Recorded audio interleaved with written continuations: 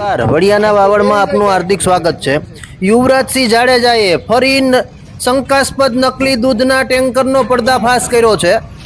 જૂનાગઢ ખાતે શંકાસ્પદ નકલી દૂધના ટેન્કરનો પર્દાફાશ યુવરાજસિંહ અને તેમની ટીમ દ્વારા કરવામાં આવ્યો છે।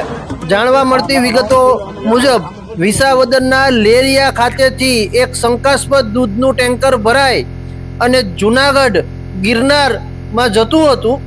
એ ટેન્કરને જૂનાગઢ ખાતે રોકાવી પોલીસ સ્ટેશન લઈ જઈ અને તેના શંકાસ્પદ દૂધના જથ્થાને સોંપવામાં આવ્યો છે। ફૂડ વિભાગના અધિકારીઓ દ્વારા એનું સેમ્પલિંગ કરવામાં આવ્યું છે અને ફરીથી યુવરાજસિંહની ટીમે સૌરાષ્ટ્રના અમરેલીના વડિયાના હનુમાન ખીજડીયા બાદ જૂનાગઢમાં નકલી શંકાસ્પદ દૂધનો જથ્થો ઝડપવાનું કામ કર્યું છે।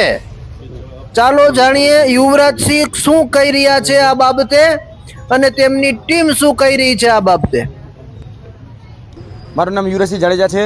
છેલ્લા ઘણા સમયથી આપણે જોઈએ છીએ ગુજરાતની અંદર નકલીઓનો બેફામ રાફડો ફાટ્યો છે। આજથી થોડા સમય પહેલાં ગુજરાતની અંદર વડિયા ખાતેથી અમારા દ્વારા એક 10,000 લીટરનું ટેન્કર એટલે કે દૂધનું ટેન્કર છે એ પકડવામાં આવ્યું હતું। તેની અંદર જે નકલી દૂધ છે એ નકલી દૂધ સાબિત કરવામાં આવ્યું હતું અને એ નકલી દૂધનો ડિસ્ટ્રોય કરવામાં હતું।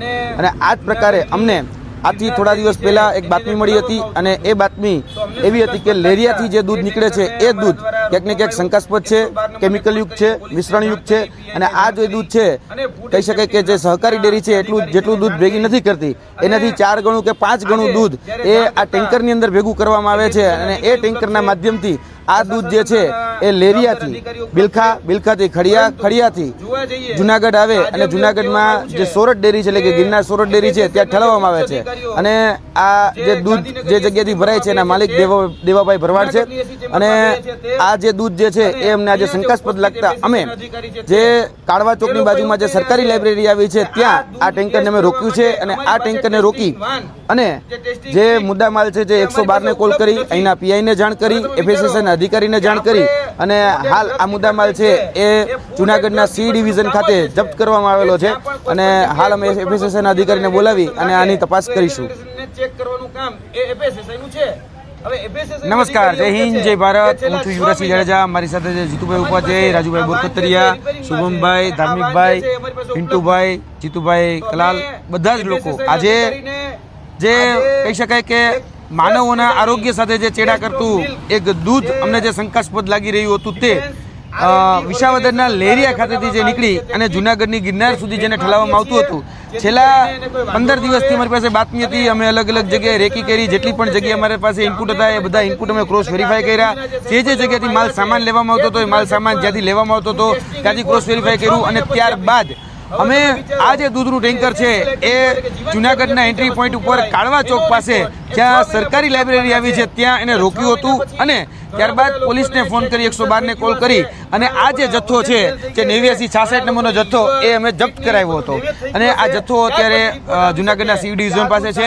જોવા જઈએ તો એફએસએસઆઈના અધિકારીને પણ અમે જાણ કરેલી। એફએસએસઆઈના અધિકારીમાંથી ફૂડ ઇન્સ્પેક્ટર જે છે એ આવેલા હતા અને ફૂડ ઇન્સ્પેક્ટર દ્વારા આ બાબતની અમે જ્યારે જાણ કરી કે આની ઉપર ટેસ્ટ કરી અને પ્રાથમિક ધોરણનું જે પણ તારણ છે આપવામાં આવે, પરંતુ એનો જવાબ એ અમને ગેરવ્યાજબી લાગ્યો કારણ કે એના દ્વારા એટલે કે ફૂડ ઇન્સ્પેક્ટર દ્વારા એવું કહેવામાં આવ્યું કે આ જે ટેસ્ટિંગ થવું જોઈએ એ ટેસ્ટિંગ કરવા માટે જે લેબ અને જે વેન હોવી જોઈએ એ વેન છેલ્લા 6 મહિનાથી રાજકોટ ખાતે રિપેરિંગમાં છે। એ વેન અમારી પાસે ઉપલબ્ધ નથી એટલા માટે અમારું ટેસ્ટ કરી શકતા નથી।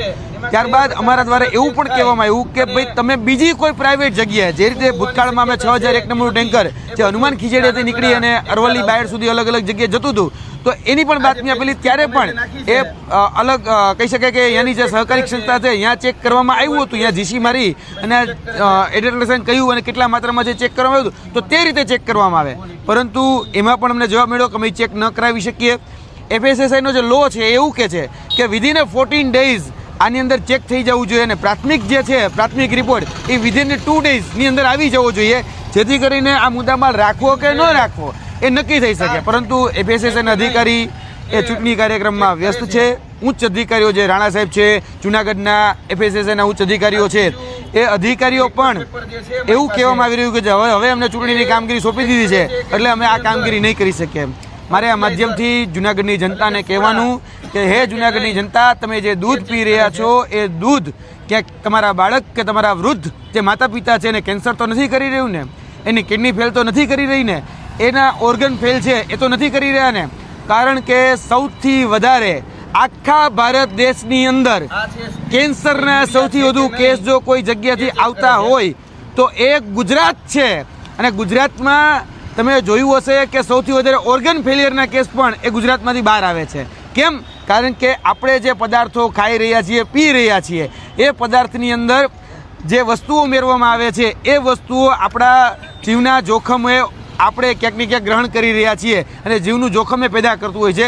હમણાં જ તમે જોયું છે કે છેલ્લા થોડાક દિવસોની અંદર હાર્ટ એટેકના કેસ વધી ગયા. એ હાર્ટ એટેકના કેસ વધવાનું કારણ પણ આ એડલ્ટ્રેશન છે. એને રોકવાની જવાબદારી FSSAIની છે, અમારી નથી. અમારી તો જવાબદારી એટલી હતી જાણ કરવી. અમે બધાએ લોકોએ જ્યારે ટેન્કર રોક્યું ત્યારે અમે કોઈ જગ્યાએ એને ટેન્કરના માલિક હોય કે ટેન્કરના ચાલક હોય એને કોઈ જગ્યાએ હાથે નથી રેડો, કોઈ જગ્યાએ બીજું કંઈ આમાં માગ્યું પણ નથી. જ્યારે FSSAIના અધિકારી એવા ત્યારે અમે કીધું કે અમને એક બોટલ આમાંથી દૂધ આપો જેથી કરીને ટેસ્ટ કરાવો, તો અમે પણ કરાવી શકીએ. હવે જોવા જઈએ તો અમારો રિપોર્ટ એ ગ્રાહ્ય નહીં રહે એવું FSSAIના અધિકારીનું કહેવું છે. તો અમારે હવે દૂધ લઈને કરવાનું શું? એટલે આ સમજાતું નથી કે આપણે કઈ જગ્યાએ જીવી રહ્યા છીએ. અંડું કહેવાય ને ભાઈ કે આજે આ પ્રશાસન તંત્ર હોય કે વહીવટી તંત્ર હોય, અંધેરી નંગરી અને ગંડુ રાજા જેવું શાસન ચાલે છે અને બધી જ જગ્યાએ દે ઠોક ચાલે છે. એટલે ગુજરાતની જનતાને ખાસ કરીને જૂનાગઢની જનતા આમાં ધ્યાન આપે. તમારા ભવિષ્ય સાથે, તમારા બાળકોના ભવિષ્ય સાથે કે તમારા બાળકોના આરોગ્ય સાથે કે તમારા વૃદ્ધ માતા પિતાના આરોગ્ય સાથે એ ચેડા થતા હોય ત્યારે મહેરબાની કરીને બોલવાની જવાબદારી તમારી છે. તમે આગળ આવો. જય હિન્દ, જય ભારત.